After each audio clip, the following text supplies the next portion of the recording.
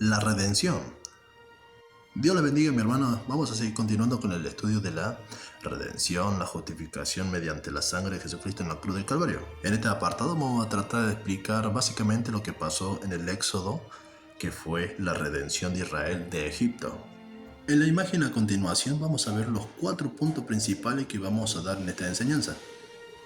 Número 1, la aparición en Éxodo 13, la ratificación en Jeremías 23, 7 al 8, un gran ejemplo de la redención en el libro de Ruth y el cumplimiento en Romanos capítulo 3, versículo 24 al 25.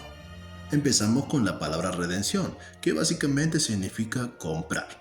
Pero en la Biblia, la palabra redimir es un poquito más profundo, que podremos decir comprar de la esclavitud, rescatar de la esclavitud o de alguna situación adversa, liberar por medio de pago o un rescate. Entonces, en el número 1, la aparición, en estos versículos vemos de las menciones más tempranas en el término de la redención. Dios le ordena a los israelitas que ofrezcan como sacrificio al Señor todo primer nacido de sus animales.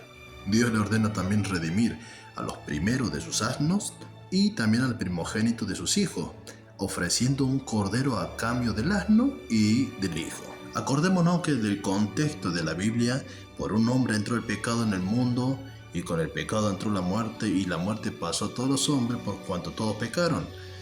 Es decir, que hemos sido destituidos de la gloria de Dios y necesitamos nosotros un rescate, un pago. Entonces Dios en su paciencia permitió el sacrificio de animales para que no muriera la persona como pecador, sino que la ira de Dios caía sobre el animal. En el punto número 1, básicamente ellos tenían que recordar 2 cosas.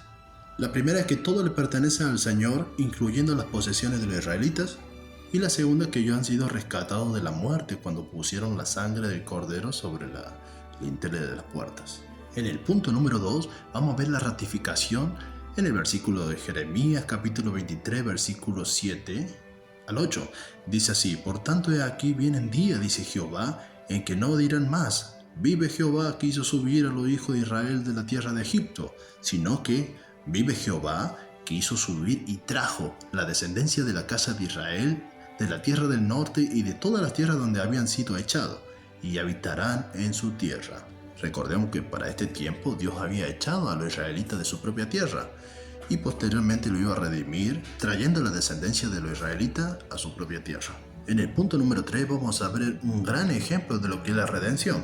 Para esto nos vamos a ir al libro de Ruth y vamos a ver la historia que cuenta con Noemí y Ruth, quien es la moabita que se casó con el hijo de Noemí. En esta historia vamos a ver un drama en la cual muere el marido de Noemí, Elimelech, y después, unos 10 años más tarde, mueren los 2 hijos de Noemí, quedando así Noemí y sus 2 nueras desamparadas. Bueno, ahora les recomiendo de que lean la historia de cómo un pariente cercano de Noemí redime a Ruth, y posteriormente de esta unión viene la descendencia del Mesías. Bueno, y llegamos al punto número 4, en la cual es el cumplimiento con Jesucristo en Romanos capítulo 3, versículos 24 al 25, siendo justificado gratuitamente por su gracia, mediante la redención que es en Cristo Jesús, a quien Dios puso como propiciación por medio de la fe en su sangre, para manifestar su justicia a causa de haber pasado por alto en su paciencia los pecados pasados. Es decir, Cristo nos redimió de la maldición de la ley. Cristo nos redimió del pecado.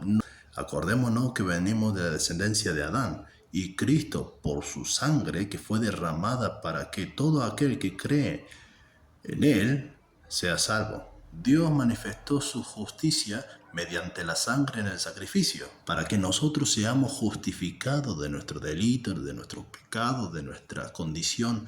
Necesitamos recibir a Jesucristo como nuestro Señor y Salvador.